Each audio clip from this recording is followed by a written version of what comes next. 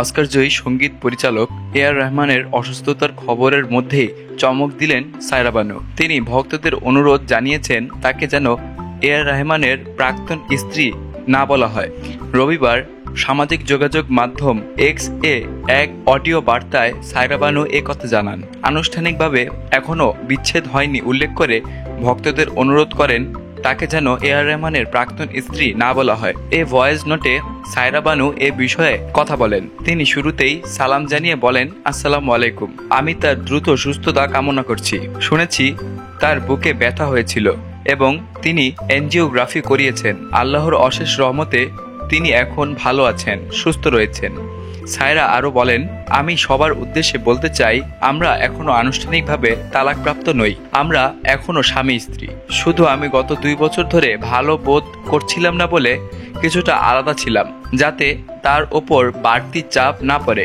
কিন্তু দয়া করে আমাকে এক্স ওয়াইফ বলবেন না। আমরা শুধু আলাদা থাকছি, তবে আমার দোয়া সব সময় আমরা সঙ্গে রয়েছি। আমি বিশেষভাবে তার পরিবারকে অনুরোধ করব তাকে অতিরিক্ত চাপ দেবেন না এবং ভালোভাবে দেখাশোনা করবেন। ধন্যবাদ। আল্লাহ হাফেজ। এ.আর রহমানের মুখপাত্র এক বিবৃতিতে জানিয়েছেন, সঙ্গীত পরিচালক অসুস্থ অনুভব করায় গত রাতে চেক আপের জন্য হাসপাতালে গিয়েছিলেন। চিকিৎসকেরা জানিয়েছেন রোজা রাখার কারণে তিনি পানি শূন্যতায় ভুগছিলেন। এটা অসুস্থতার মূল কারণ। এ.আর রহমানের মুখপাত্র সংবাদ মাধ্যম এনডিটিভিকে বলেন, তিনি গতকাল লন্ডন থেকে ফিরে আসার পর অসুস্থ বোধ করেন, তাই চেক আপের জন্য হাসপাতালে যান। চিকিৎসকেরা জানান তার অসুস্থতার মূল কারণ পানিশূন্যতা, যা রোজা রাখার কারণে আরও বেড়ে গিয়েছিল।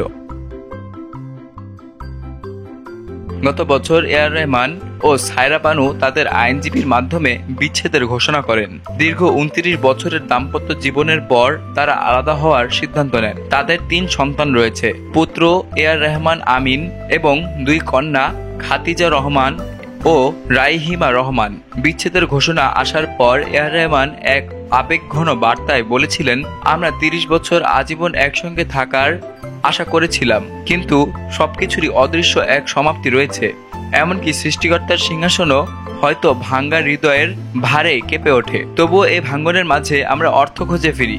যদিও টুকরোগুলো হয়তো আর একত্রিত হবে না।